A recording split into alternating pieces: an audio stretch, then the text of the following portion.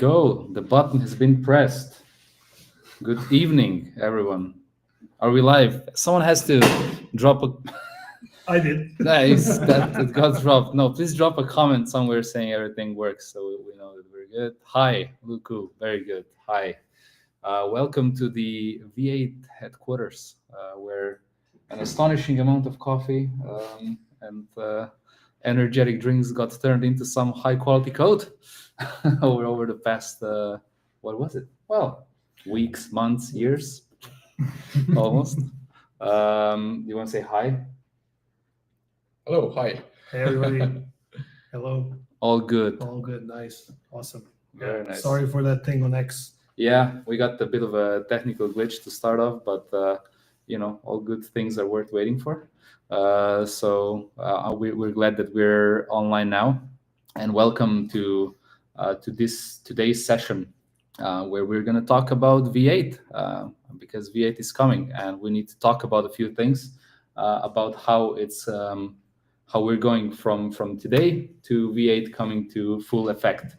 For those that perhaps have not been kind of keeping tabs on why V8 is or what's the why behind V8 and what's the importance of this update. It has been, I think it's like 2 years now since the V6 network was introduced, which brought in significant new capabilities when it comes to a new era of the world that we're in, which is kind of underpinned or is getting underpinned by artificial intelligence. And the V6 really brought some key elements to the table, which allowed the decentralized knowledge graph to be used in what is called the neurosymbolic AI, and then kind of usher in a whole new wave of adoption that started happening on the network. And we've seen huge leaps start to happen as well in terms of that adoption coming to the network, meaning more and more knowledge assets getting published, meaning a lot more Trag getting used for its utility.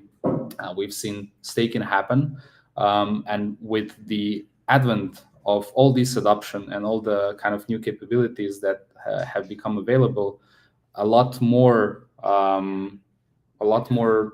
use cases, a lot more adoption started to get ushered in because of that reason as well.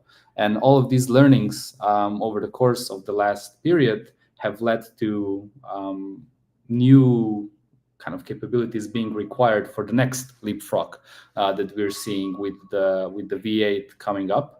For those that have been tuning into the DKG Con, perhaps, or even those that were there in person, you kind of managed to catch a few key components that we'll be seeing with the V8 coming live, and basically bring in the Origin 12 decentralized knowledge graph to what we consider internet scale.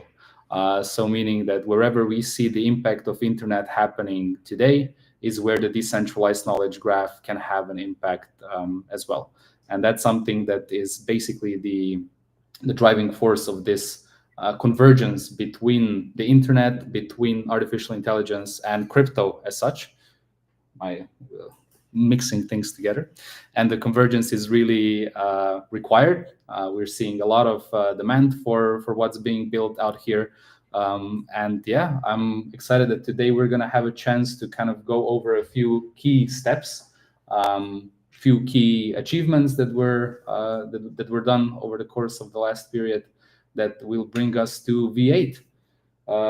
What did I miss from laying the grounds, the intro? Do you want to add something before we dig into the matter? Yeah, I think it's a good intro. I think you pointed out the most important thing, which is we're really scaling it up like crazy. So internet scale means 1,000 times more than V6 and plus. We're just getting started. But we'll have to see how the network performs in real environment. So which is why the big also call today. So we'll introduce pretty much all of the new stuff. Try to explain it. We'll also share a document later in the official docs that will dive into a lot of these things, basically, for you to read if you don't miss this by any chance. And you'll also be able to ask any questions. So we'll give an intro, and then you feel free to comments on YouTube. Whatever we're seeing on the screen, I guess that's the comments in the chat. Happy to have the you. Procedural, just drop a comment, whichever platform you're kind of following this on, and we should be able to capture those. So if there's anything in particular around the topics that we'll be discussing, because there's going to be a few, you can just drop the comments there, and we'll try to address them as we go, so we don't leave too much for the end as well.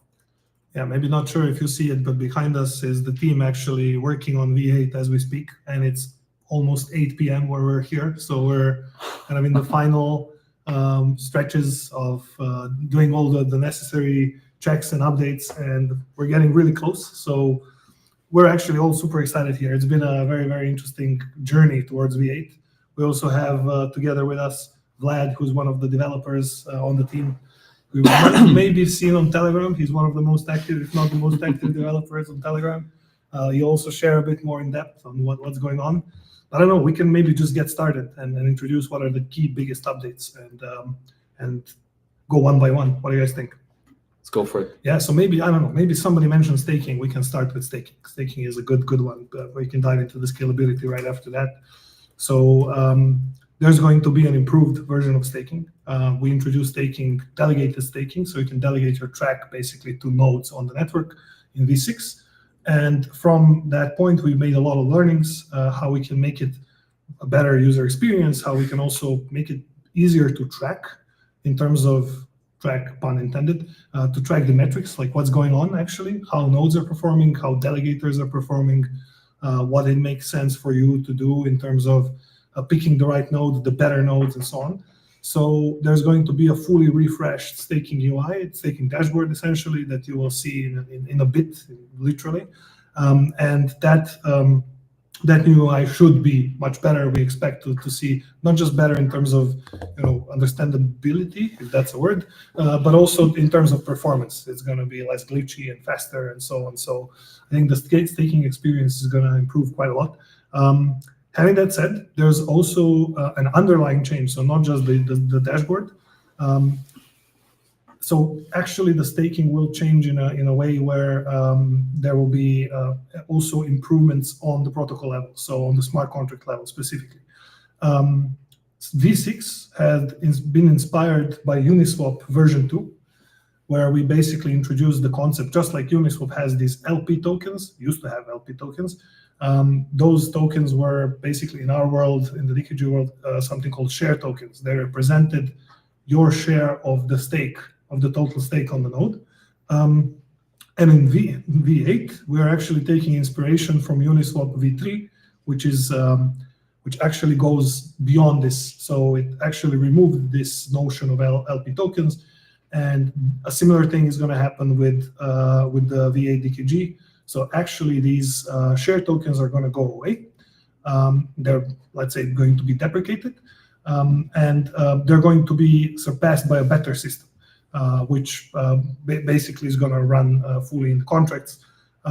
There's going to be a small activity, if you're a delegator, that you will need to do. Basically, when you log into the staking dashboard, the new one, you will have to essentially execute a couple of transactions to convert that share token into the new system. However, that doesn't mean that you have to rush. You can do it in like 2 months from now. So there's no need to be worried about it. Your stake will still work as it should, and it will accrue rewards. The only thing you will not be able to do until you migrate is you won't be able to delegate it further or redelegate it or reward. So think of it as just like whenever you want to do it, you can come to the interface, connect your wallet, and it will prompt you and tell you, hey, you haven't migrated yet, so maybe you want to do it now.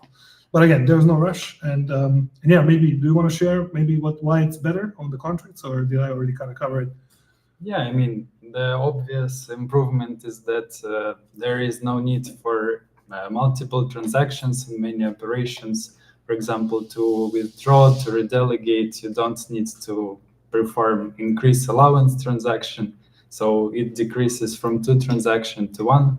So it's much better in that way. It's also a lot more accurate, because when shares tokens were calculated, there is some small chunk that may be calculated incorrectly on the staking dashboard that we have right now. Due to the rounding errors, right? Yeah. So now we eliminate all of that. Pretty much we reduce complexity and replace it with a much better system.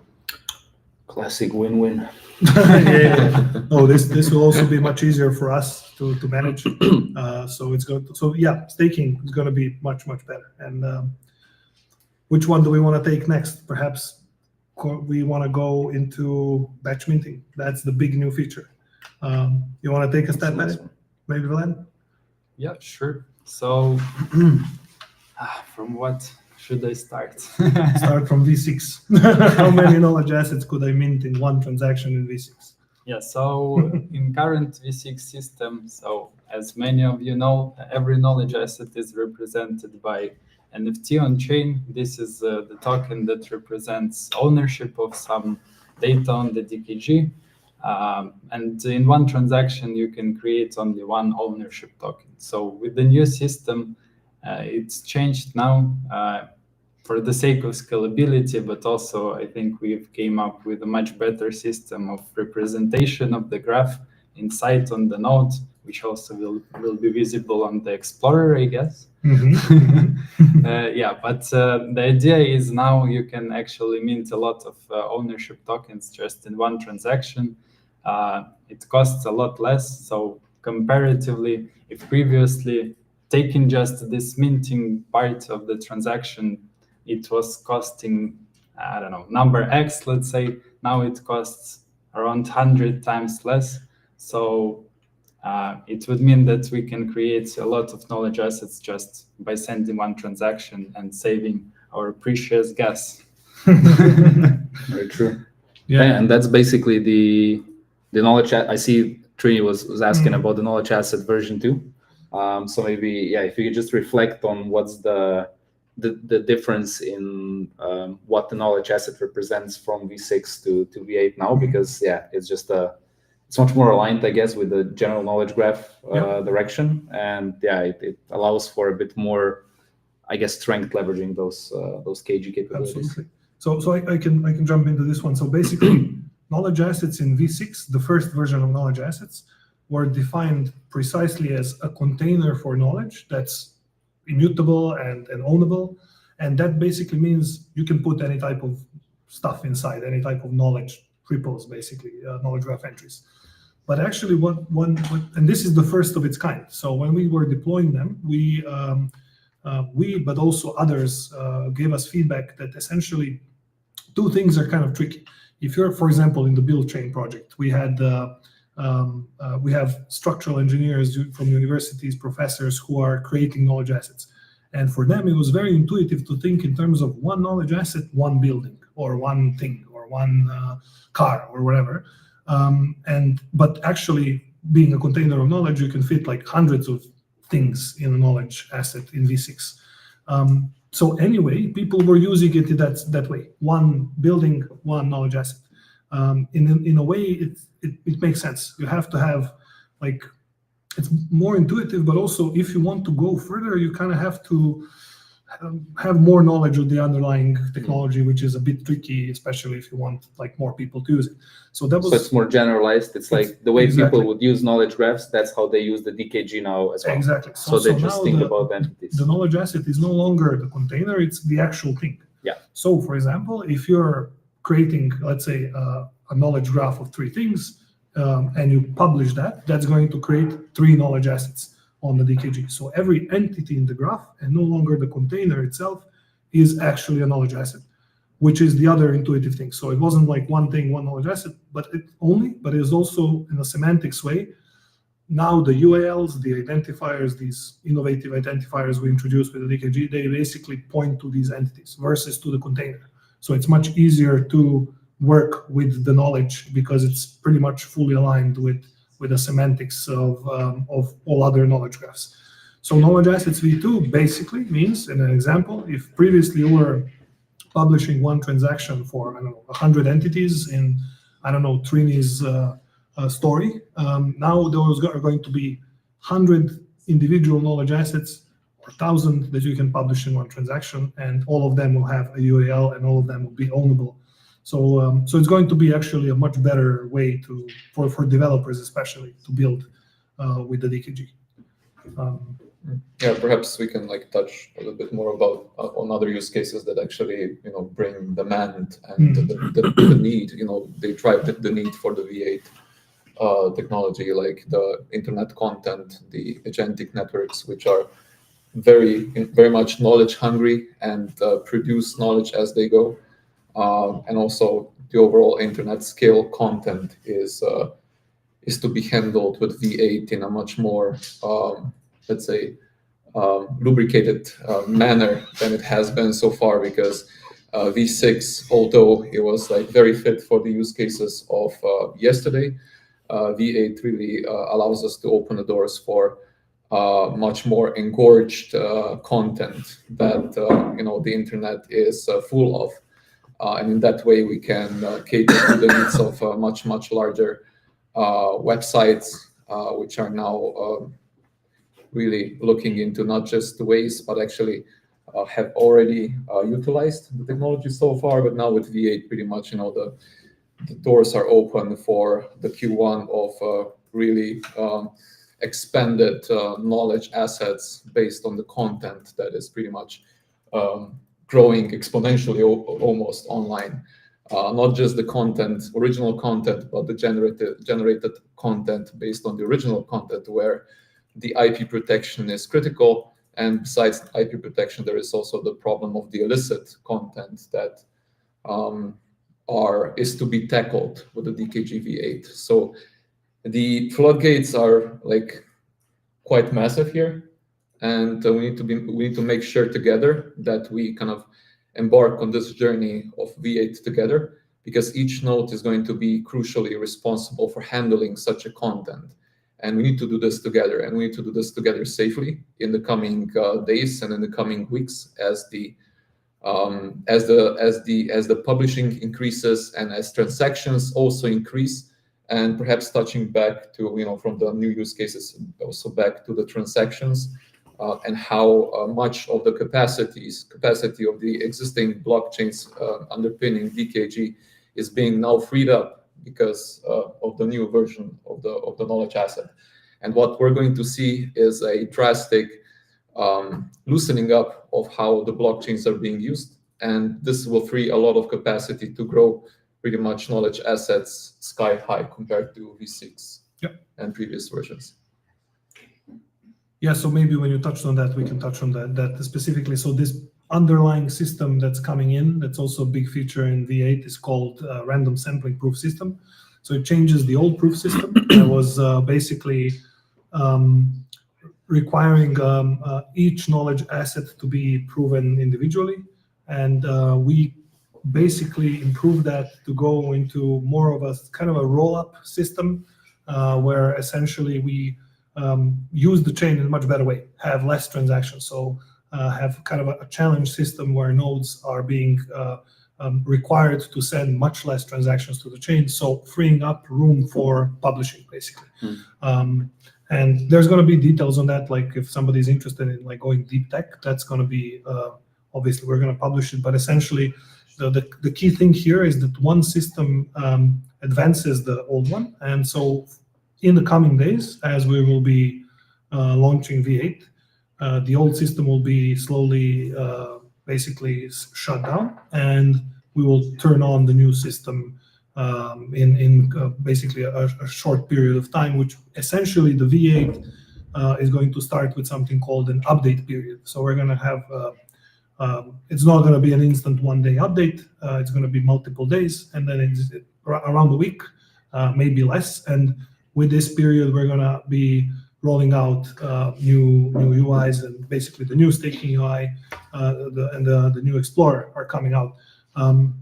Having that said, the update period actually, so the rollout is a couple of days or up to a week expected to happen, and then the update period lasts for about a month.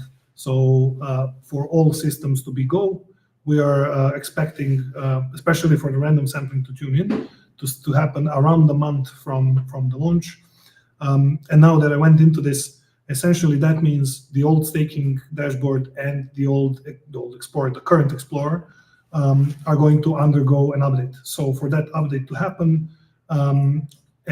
basically I can just announce it now.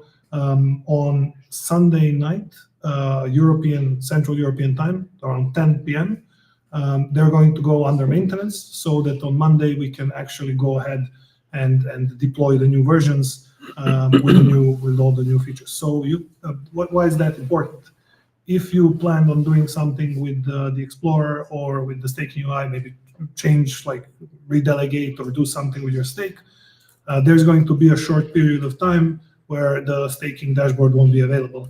So if you're looking to do something, just keep in mind that from 10 p.m. Central European time Sunday to approximately, let's say, 24 to 48 hours, depending on how quickly we can do it, it's going to be unavailable. So until the new version comes out. So I think that's an important note if you're planning on doing something with your stake. Yeah, I don't want to go any deeper in the random sampling. I think that's good enough to go into the docs. Yeah. So yeah, we have the V8 update period that's going to last for a week, and within that week you'll have multiple events happening. One of which is going to be update of the staking, which is important for whoever's staking. So Sunday until Sunday you have time to act, and then 1 to 2 days there's going to be this update period, and the entire V8 update period is going to take roughly a week. After that, we have the tuning period kicking in, which is taken for another month. And then within that tuning, we'll have the random sampling coming in and all the rest because it's a system that needs to be kind of like fine-tuned in order to really have the performance that it needs to.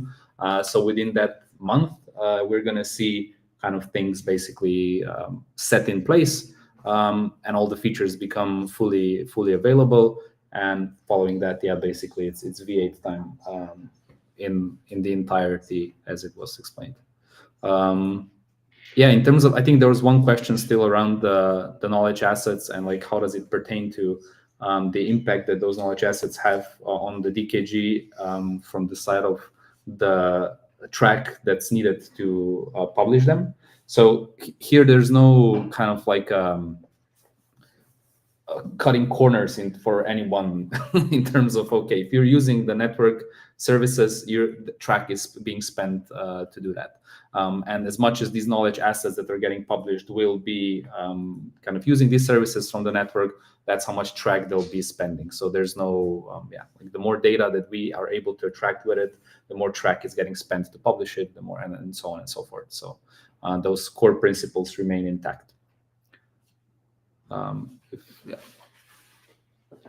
Let's see. Do you want to touch on shards a little bit?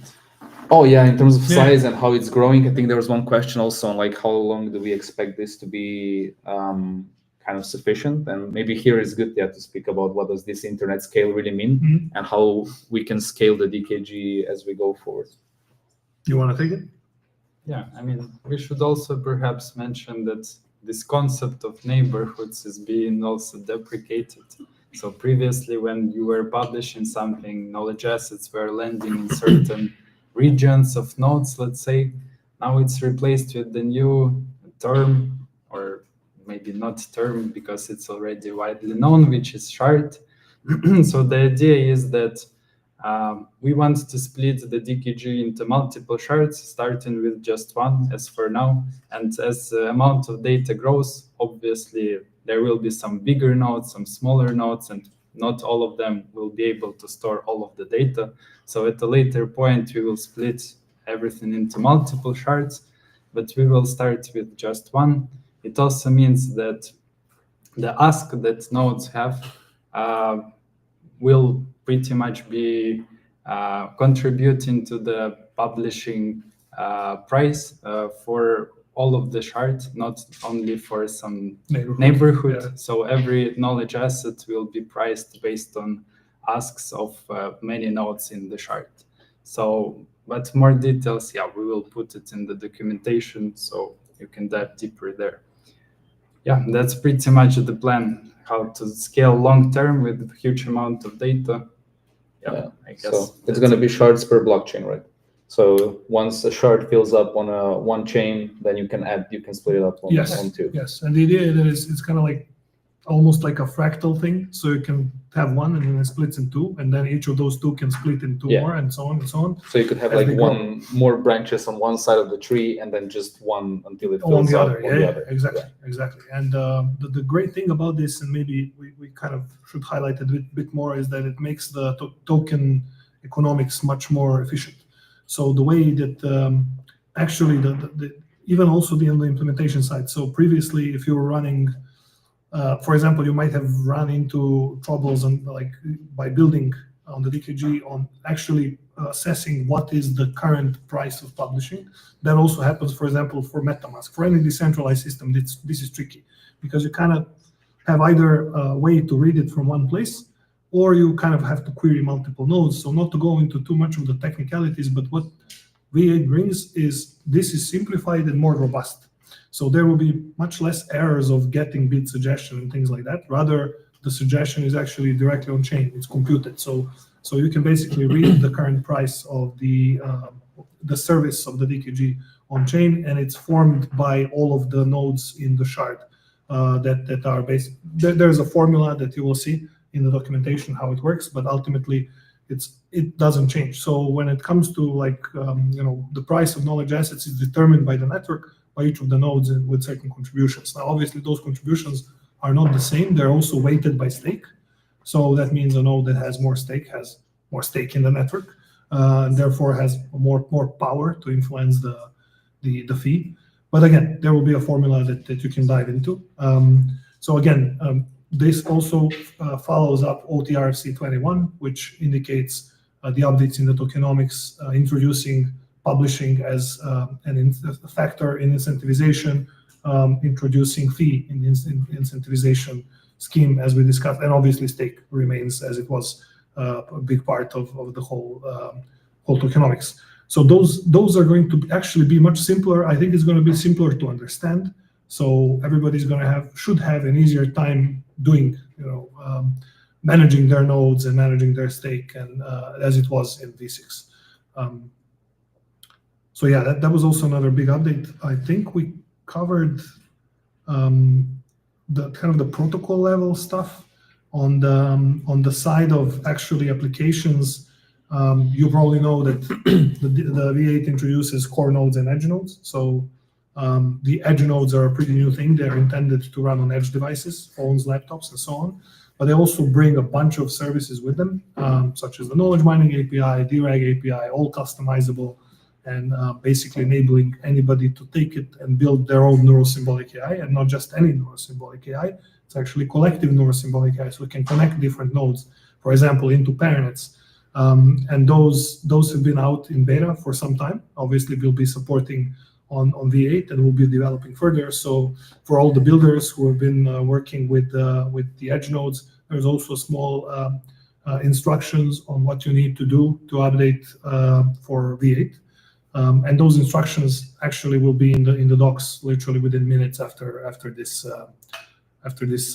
spaces, whatever we call it. Yeah. And like the edge nodes are the one thing that's kind of cool that is being you can see it now, is that there's also not just human builders, but also AI agents that have been set up to kind of function autonomously that might be interested in tapping into the DKG edge node capabilities. So that's another kind of very exciting. I don't know, like Van Eyck put out that they're expecting 1 million on-chain agents to be doing on-chain actions in the next year. And yeah, all of them will have a need for something that's a collective mind or a collective intelligence. So yeah, like the DKG edge node for whoever is in that part of the realm of dealing with agentic systems. ChatDKG as a framework allows you to use the DKG edge node basically in that way that your agents can tap into everything that DKG has to offer, either to publish their kind of memory, either short or long term on the DKG, or exchange it with others. Brain is staring into my soul. Maybe Now I'm you know some how we fun feel comments. every day. It's Okay. pretty hardcore. I think that All right. Yeah, we can, I guess. Yeah. Or no? Yeah, what? I can do a summary of what we were talking about. Do we have anything outstanding before we? You had something in mind? Yeah, so one more thing. So I mentioned a couple of times, but there is going to be a V8 update guide that will literally land on the documentation any moment. So Nikita, the guy over there, is just now publishing it. And so all of what we just talked about is kind of summarized in there, plus what you need to do if you're, for example, a delegator, like I mentioned, to migrate your stake. Again, reminder, no need to rush. If you're a builder, if you're building with edge nodes or with OT nodes or smart contracts, what you need to do. And if you're a node runner, obviously, how do you update your V6 nodes to V8, what you need to prepare. And again, it explains the update period and the roadmap ahead of us. So it should pretty much all of what we said and some more should be pretty much explained there. Of course, if you guys have any questions or anything, you can shoot them now. Or if not now, you can come later to Discord or Telegram and just shoot them in. But perhaps better in Discord in the V8 discussion because there's a dedicated V8 discussion for that. Very cool. Yeah.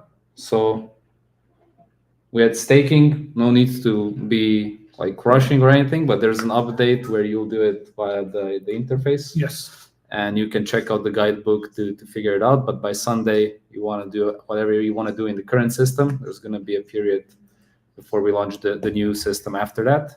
1 week of the update period is what we were talking about, and then 1 month of the tuning. Again, guidebook is going to be your step-by-step kind of place where to figure everything out.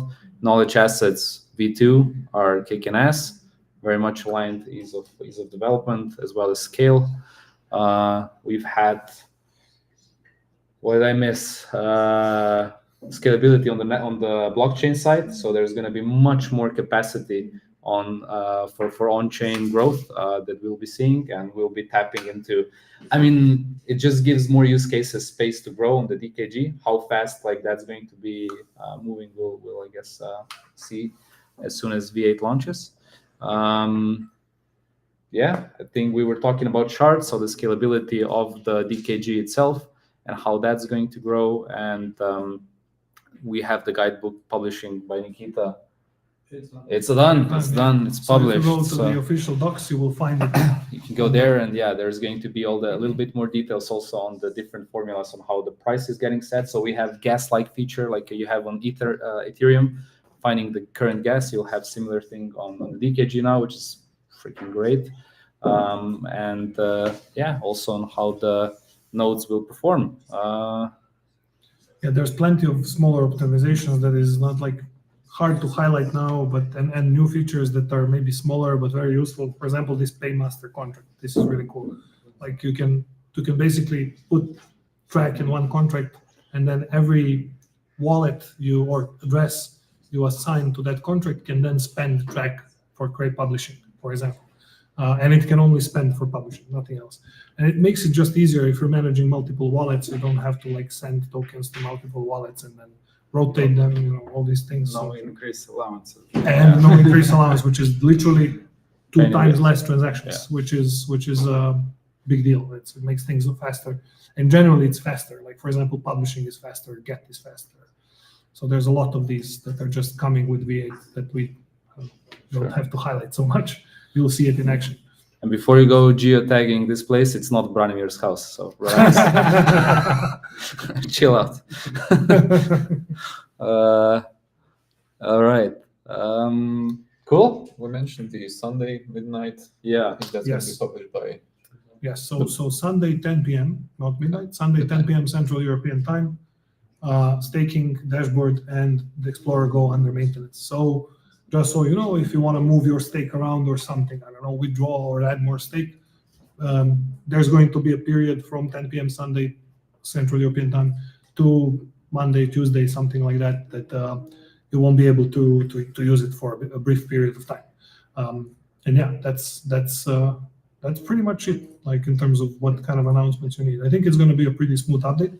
It's a big update. And yeah, once it's out, it's going to be very exciting. I cannot wait, to be honest, to see how many knowledge assets we can kick out in a quick period of time. Yeah, Yeah. it's. I mean, it should be a poly market on it. Wait, what?